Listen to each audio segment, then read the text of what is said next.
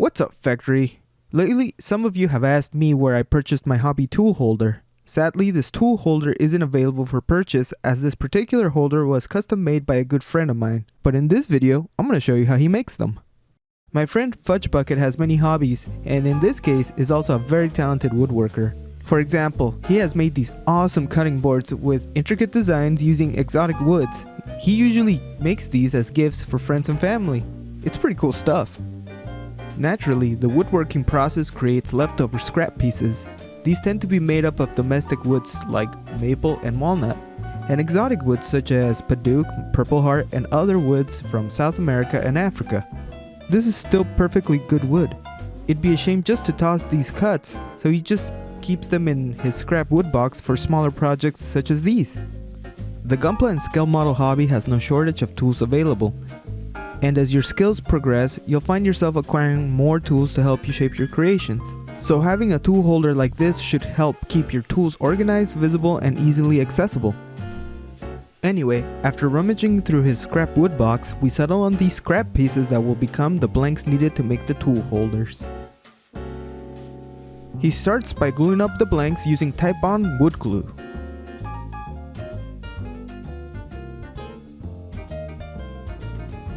He spreads the glue using his finger while ensuring the mating surfaces are fully covered with glue.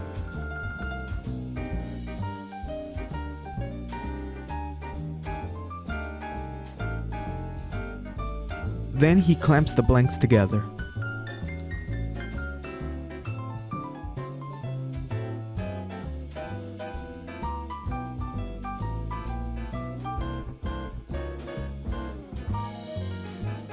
He will repeat this process for the rest of the blanks.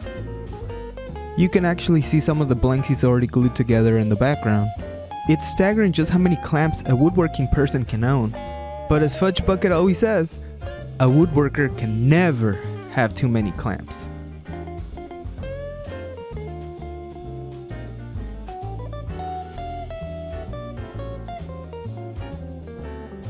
To speed up the gluing process, sometimes you have to do a multiple part glue up. Here he glues the two multicolored chunks of wood together before gluing that to a third solid piece of wood.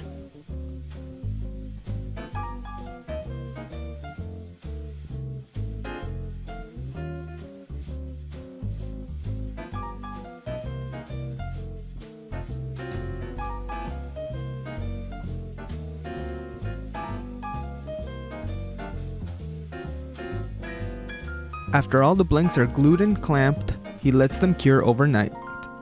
I'm stoked to see the next step, but for now, we close up shop and get some rest. The real work starts tomorrow. The following day, he begins by removing all the clamps from the blanks. Then he places the blank in a vise. And using a hand plane, he'll remove the dried glue squeeze out. Now, FudgeBucket says this step can also be done with other tools like a chisel, a utility knife, or the time-consuming way, sanding.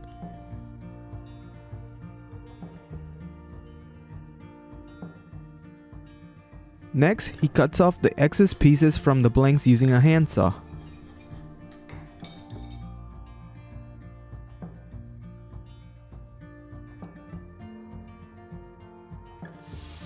Using a table saw, he'll cut the blanks into a uniform, leveled shape. FudgeBucket noticed the saw blade was dangerously high while cutting the smaller blank. He lowered the saw blade before running the entire blank through the saw. Ideally, the blade shouldn't stick out more than 1/4 of an inch above the wood. And here's the first round of glued up blanks roughly cut to size. Next, he'll run the blanks through a thickness planer to get the final dimension. This step can also be done using a table saw, a hand plane, or sandpaper, but the thickness planer is definitely the fastest way to do it. It's also very accurate.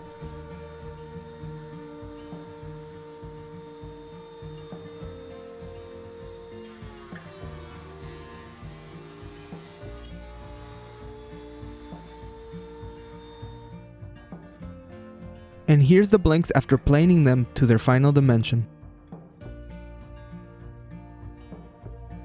Some of the smaller pieces will need a second glue up to get them to their final dimension.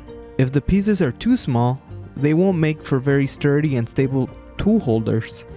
FudgeBucket says you can also use a sponge brush instead of your finger to spread the glue. Don't touch it!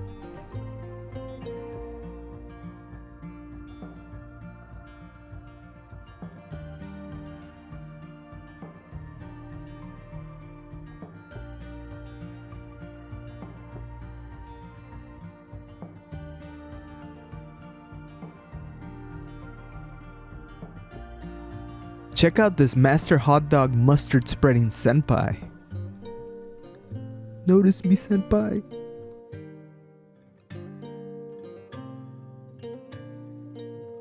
After gluing and clamping these pieces, he lets them cure overnight. Next, using a chop saw, he evens out the ends of the blanks.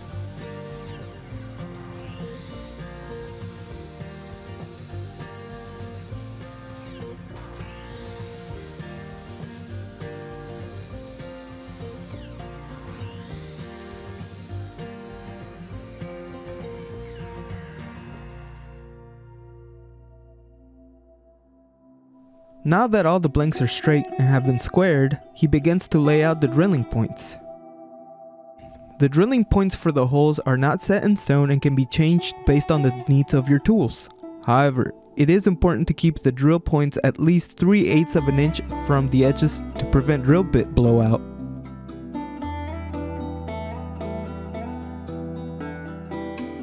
For these tool holders, the holes are spaced roughly an inch apart in a staggered pattern.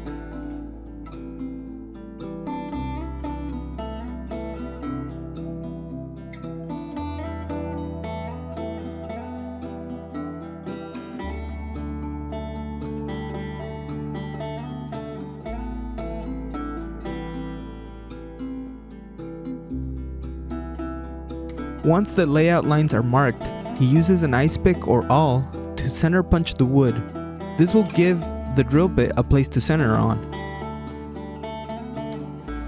Next, he moves on to the drilling process. He begins by drilling a series of 1/4 inch, 3/8 of an inch, and 1/2 inch holes. This process is not set in stone, and the size of the holes will be determined by the size of your hobby tools.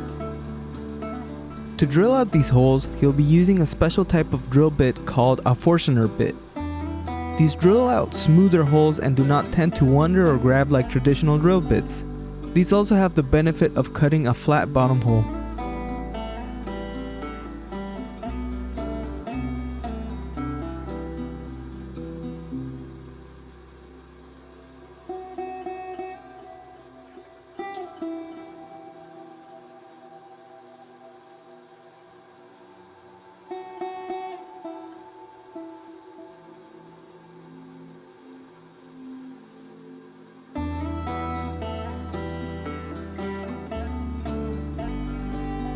After the holes are drilled, he moves on to the finishing process. The holders have to be sanded before the final finish varnish is applied. FudgeBucket recommends you sand starting with 100 grit and work your way up to 180 and 220. A few things to look for when sanding is the removal of wood burrs like you see around these holes and the layout lines he used earlier.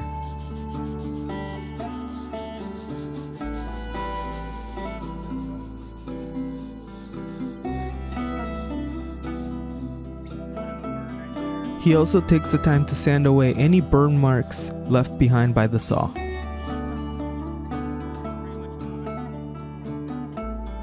And here's the holder sanded and ready for the finishing varnish.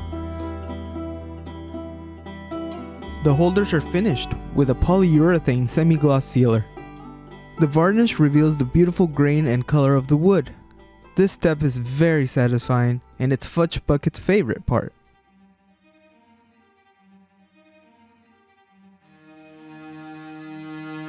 The varnish goes on glossy, but it will cure into a semi-gloss finish.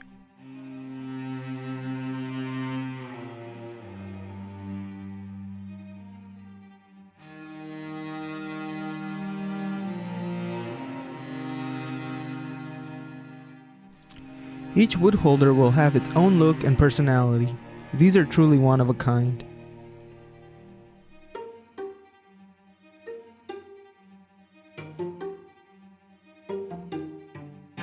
After he applies the coat of varnish, he sets the holders on top of a screw bed to cure. The screws provide a minimal contact point and a small air gap between the holder and the table, allowing the varnish to cure all the way around.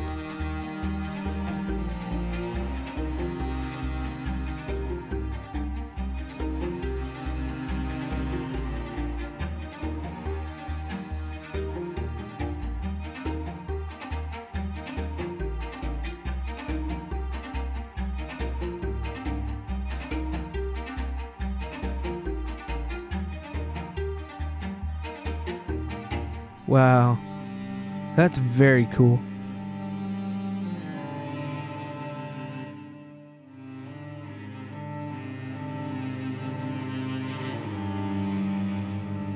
He also seals the holes with varnish. If left untreated, humidity can cause the wood to move and crack.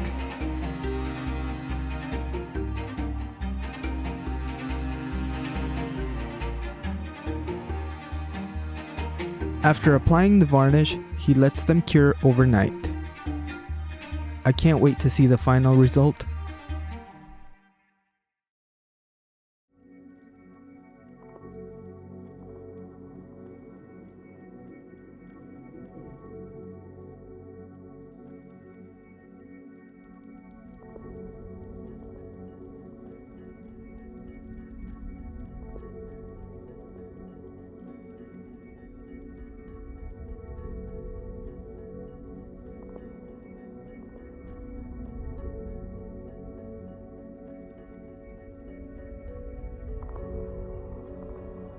And here they are in their glorious exotic wood beauty.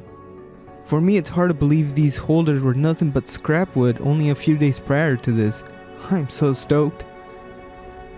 FudgeBucket's got some mad woodworking skills. I'm really hoping this video inspires FudgeBucket to start his own YouTube channel, and I think you guys would agree with me on that one.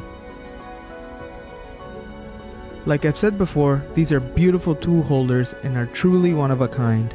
And now, you guys know how they're made. Thank you FudgeBucket for taking the time to show the Gunpla Space Factory workforce how these amazing tool holders are made. He's also been very generous with the factory and suggested for me to give these away. So if you guys help me get to 1,000 subs, I'll hold a giveaway and you'll have a chance to win one of these awesome holders yourself. He's also asked me to send one of these to It's a Gunpla, aka It's a Gundam. I'm a big fan of his, and FudgeBucket was actually the person who introduced me to Gundam's main channel, so he's gonna be getting one for sure. Anyway, if you liked the video and would like to see more of FudgeBucket's woodworking stuff here on the Gunpla Space Factory channel, let us know in the comments below. We'll keep the woodwork stuff related to the Gunpla and scale model hobby in general.